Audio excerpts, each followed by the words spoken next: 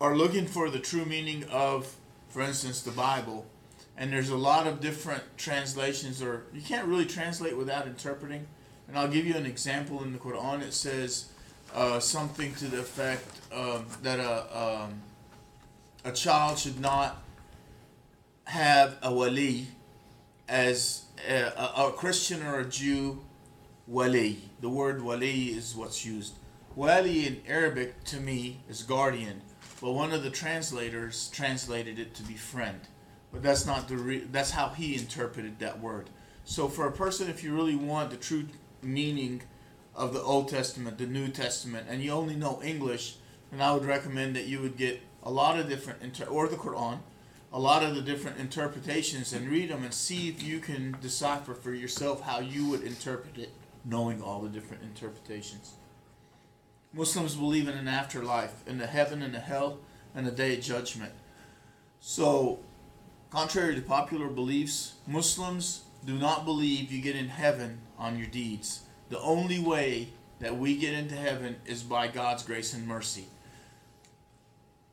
And how we get God's grace and mercy is totally up to God Almighty.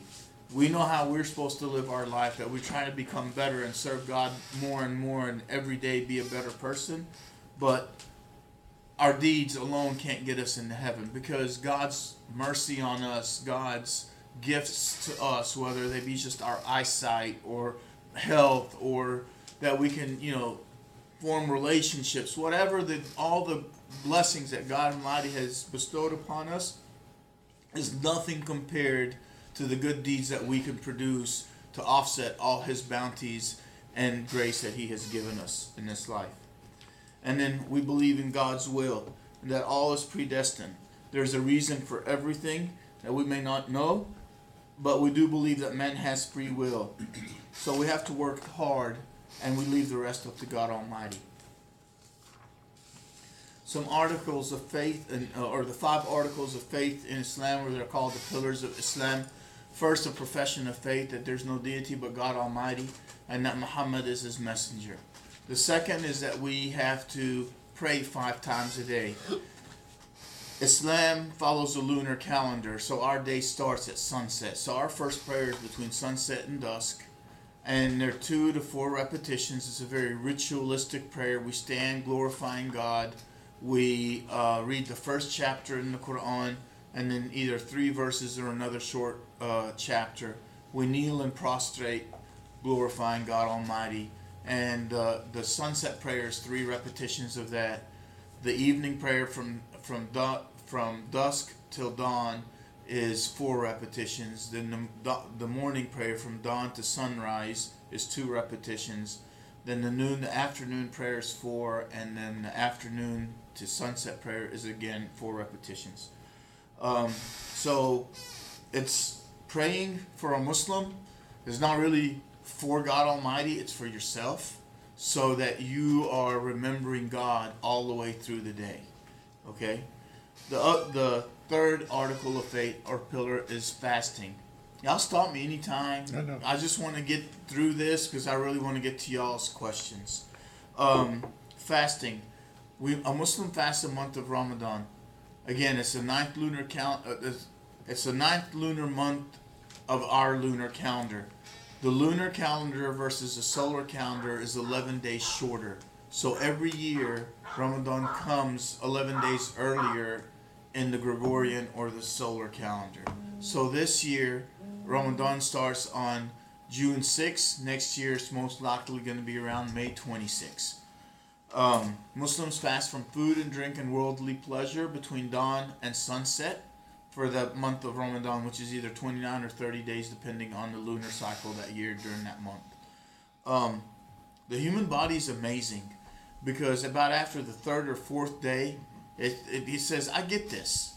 We're not eating or drinking all day, and we can drink and eat do what we want after sunset. How much are you fasting during this time?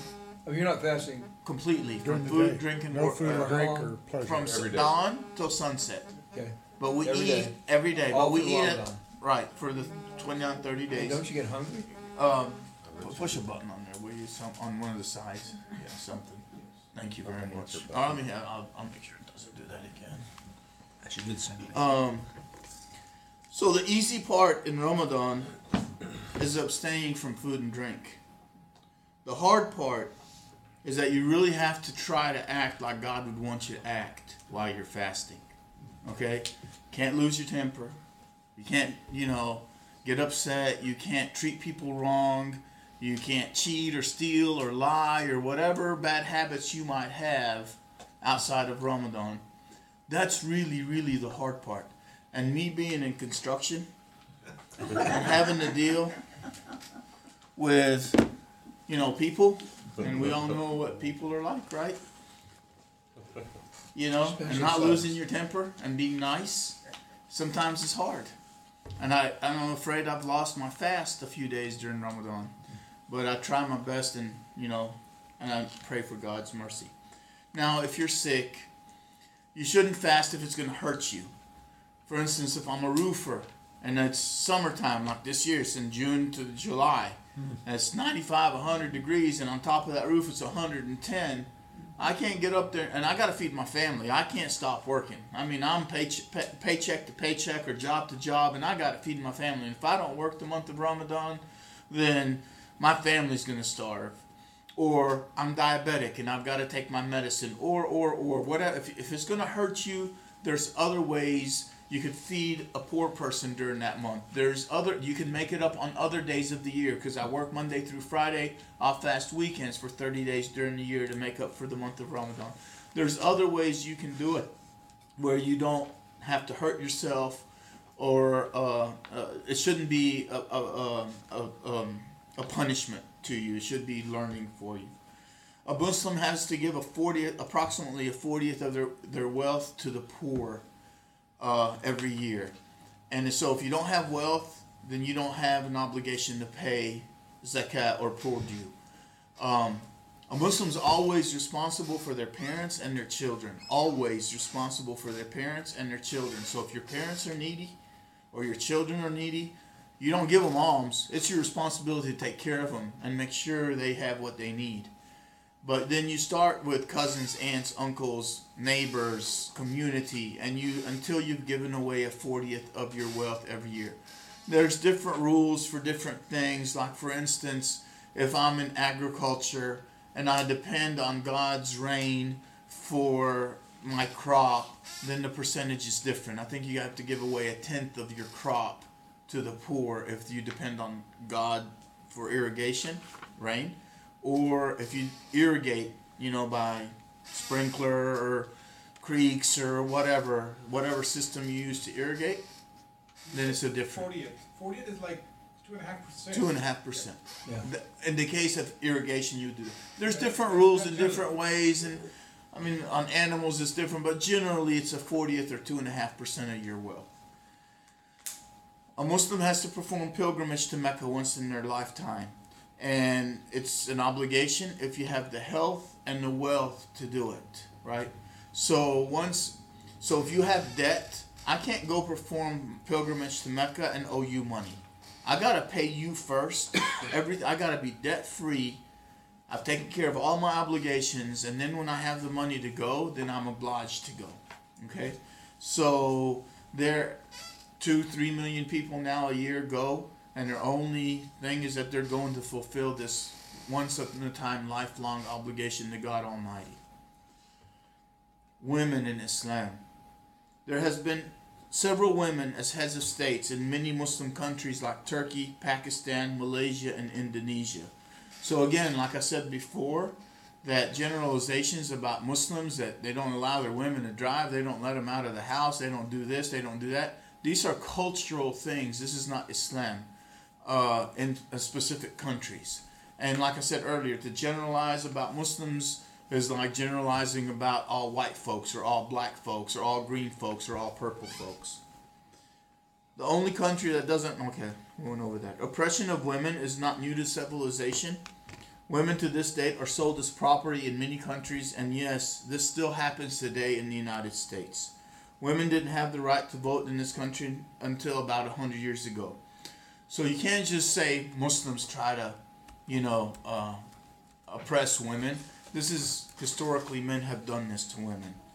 In Islam, women are revered. Prophet Muhammad, in one of his traditions, says that heaven is at the feet of the mother, which means take care of your mom. You know, that's who if you really want to get to heaven, one of the things for God's grace and mercy, if you don't take care of your mom, you know, God's merciful and great, you know, His grace is great, but one of the major things is you really need to take care of your mom. Women are given many rights in Islam, like there's no compulsion in marriage. Her property is hers, and once married, what is his is ours, but what is hers is hers. The man is responsible for providing for the family, and the woman is responsible for nurturing. In Islam, we only have 2 holidays, Eid al-Adha and Eid al-Fitr. Eid al-Fitr, Fitr means Eid is holiday, and Fitr is breaking the fast, comes after Ramadan. So Ramadan itself is a holy month, but it's not a holiday. The holiday comes after the completion of Ramadan. It's a 3-day holiday where we are grateful that we made it through Ramadan and pray that God Almighty accepts it from us. And then Eid al-Adha is a holiday after the pilgrimage, and it's to be so we would all be united in the pilgrimage, whether we go or we don't go. Some out of modesty may avoid. Okay, so some of the things is that some Muslims out of modesty should avoid physical or eye contact with the opposite sex. Some people, you know, if you meet a Muslim and you're a man and you try to shake a woman's hand and she kind of, you know, politely like, don't do that, you know, she's trying to follow the modesty rules in Islam. Friday is our congregational prayer, and it's an obligation for the men to be here for Friday prayer. It happens here in Tyler at 1:45 to 2:15, 2:30 every Friday. And some other things, diet in Islam that, you know, things you've heard of. We don't eat pork or pork products, no alcohol. We don't drink alcohol. And so again, Muslims don't drink alcohol like... people break the religion, right? I mean, not everybody adheres 100%. So if you see a Muslim selling or buying or drinking alcohol, it's, you know, may God forgive him, and it's not my business, that's his business. But as rule in Islam, we don't eat pork or drink alcohol. So, or drugs. Terrorism. You hear a lot about that. In Islam, in the Quran actually, there's a verse, he says, he who kills an innocent life is as though they've killed all of mankind. When you say all of mankind, it's not just the population of the world today, it's the population that has ever lived on earth. So he who kills an innocent life is as though they've killed all of mankind, and he who saves an innocent life is as though they've saved all of mankind. So these terrorists that claim to be Muslim, in the Quran, which is the basis of our religion, that's in there. It says you don't do that, right? But people will take the Quran out of context. And I'll give you an example. There's a passage in the Quran that says, find the infidels and kill them wherever they may lay. Have y'all heard about that? Yeah. Okay. Do y'all know what the passage before it says? Or even the passage after it says? Well, the passage before it talks about those infidels that had made a treaty with Prophet Muhammad during his time, and they broke the treaty, a peace treaty. So they aggressed against them. Okay? So it says, if those people do that, then find them and kill them wherever they may lay. That makes sense. What's the verse after it say? But if they surrender, kill them no more. So even if they say, okay, we're sorry, we'll go back to the treaty, you just can't keep killing. But all y'all hear is Muslims are supposed to find infidels and kill them wherever they may be. They do that with the Quran, but I know they never ever do that with the Bible, do they? Okay.